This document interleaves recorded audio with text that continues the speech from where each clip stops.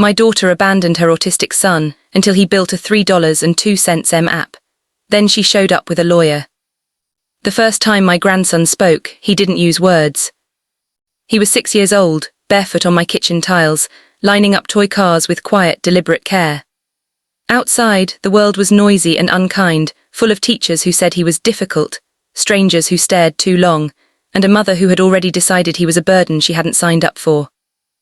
But inside my kitchen, the light was gentle, the kettle hummed, and the only sound was the soft clack of plastic wheels as he arranged his tiny fleet in a perfect curve. Then he looked up at me. His eyes, those dark, thoughtful pools, flicked to my face, then to the teacup in my hand. He tapped his own lips once, just once. It was the smallest gesture. But to me, it was a sonnet.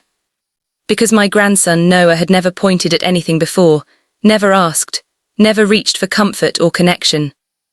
So I set the cup down beside him, and he smiled.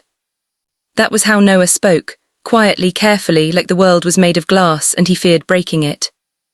And that was the moment I knew I would spend the rest of my life protecting him, even if it meant protecting him from my own daughter.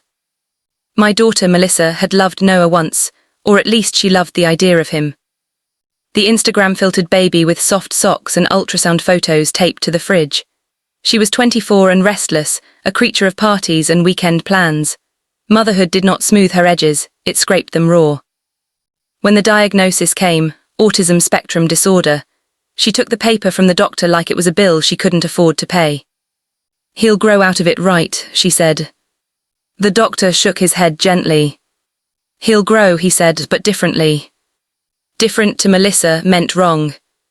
So when Noah didn't speak at 3, when he didn't make eye contact at 4, when he melted down at the textures of clothes or crowds or loud noises, my daughter unraveled her love thread by thread. By the time Noah was 6, she had moved out for space. By the time he was 8, she had moved across the city. By the time he was 9, she had stopped calling. And by the time he turned 10, she signed a paper that made me his legal guardian. "I just can't do this anymore," she said, eyes dry as paper. "He needs more than I can give." But the truth was simpler. She chose the easier child. The one who didn't exist. Raising Noah wasn't easy, not in ways most people understood. He disliked hugs but loved proximity. He didn't like to be touched, but he'd sit silently next to me for hours, building structures from scraps, coding tiny worlds on his old laptop, humming quietly. He was brilliant, not noisy brilliant like prodigies in movies, but soft brilliant, like a candle instead of a spotlight.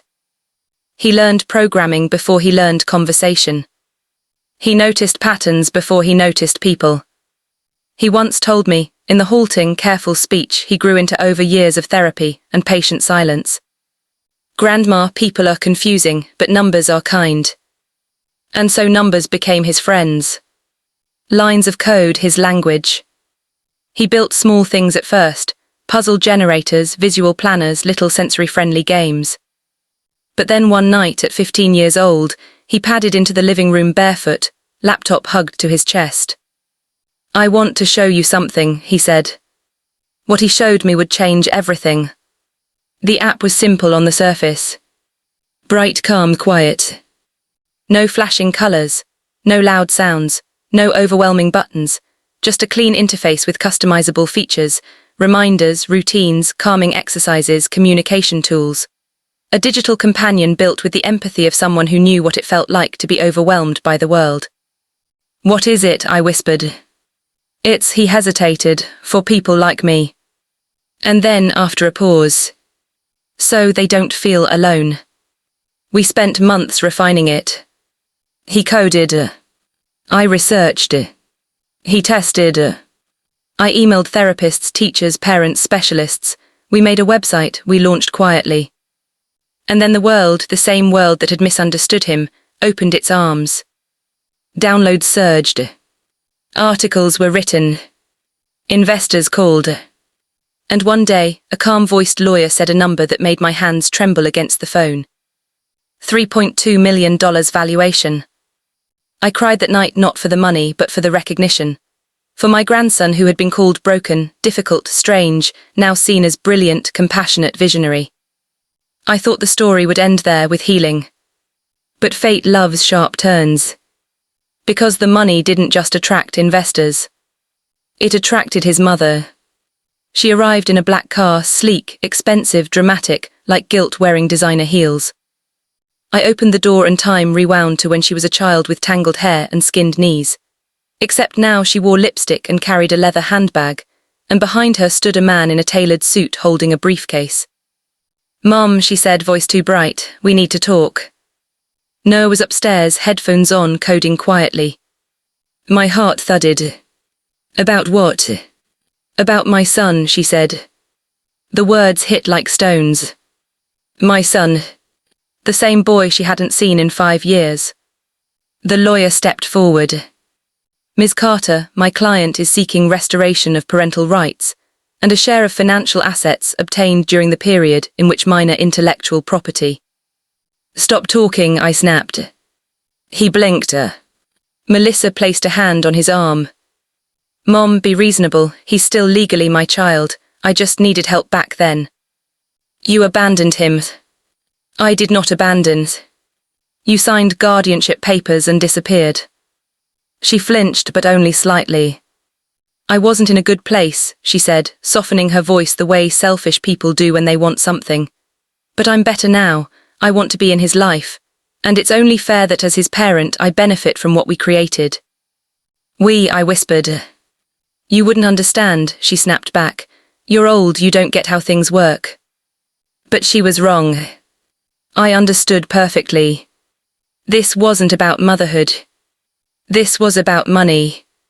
And she didn't realize yet that Noah understood more than she thought. Because he had heard everything. He stood at the top of the stairs, silent, barefoot, eyes watchful. "Mom," he said. The word came out cracked, like it had rusted in his throat. Melissa's eyes widened. "Noah," she gasped, plastering on a smile too fast to be real. "Sweetheart, you've gotten so big." He didn't move toward her. Didn't smile. Just studied her like she was a line of unstable code. "You left," he said. Her mouth opened and closed. I needed time, I wasn't ready." "You didn't come back." Silence rippled through the house. He took a breath, grounding, deliberate. "And now you did." "Yes," she said, seizing hope, "because I love you." "No," he said softly, "because you love the money." Her face drained. The lawyer cleared his throat. Regardless of emotions, the legal. Noah lifted his hand, a simple, quiet gesture, and the man fell silent. "I am not angry," he said. "Anger is loud, I don't like loud." He placed his palm against the banister like it steadied him. "I am sad." My heart split. "I would have shared the app," he continued. "I would have said yes because people should help people." He looked right at her. "But you didn't come back for me. You came back for what I made, and that hurts." Tears finally filled her eyes, but I didn't trust them. "Sweetie." "No," he whispered. "You don't get to call me that, you don't get to call me anything." Then, with careful clarity, the kind that takes years to build. "I choose Grandma." The court case was brutal. Her lawyers came armed with arguments about parental rights and emotional reconnection. Ours came with documentation, years of abandonment, zero financial support, no contact, and Noah's own clear wishes, stated calmly in front of a judge who listened very, very carefully. And when the ruling came, full custody remains with the grandmother, financial and legal control vested in trust under Noah's independent counsel. I saw relief soften my grandson's shoulders. Melissa stormed out. "I haven't seen her since. Sometimes I wonder if she ever thinks about the quiet boy she left behind, the one who built something beautiful out of loneliness. But I don't let myself wonder long. Because Noah is not a tragedy. He's a triumph. He still lines up his teacup some mornings. Still prefers silence to small talk. Still speaks carefully, like every word deserves respect. But now he also speaks on panels, sometimes virtually, sometimes in person, about accessibility, inclusion, and empathy in tech. Companies consult him, schools invite him, parents thank him. And every time someone says, Your app changed my child's life. He nods once quietly and says, I'm glad. And every night, before he closes his laptop, he taps his chest lightly and says the same thing he said the first time someone called him successful. I didn't do it to be rich, I did it to make the world softer. And I, lucky old proud, simply reply, You did, sweetheart. Because he did. For himself. For others like him. And for a world that still has so much to learn. Star moral of the story. Love is not proven by words, it is proven by presence. Those who stand beside you when you have nothing are the ones who deserve to stand with you when you have everything.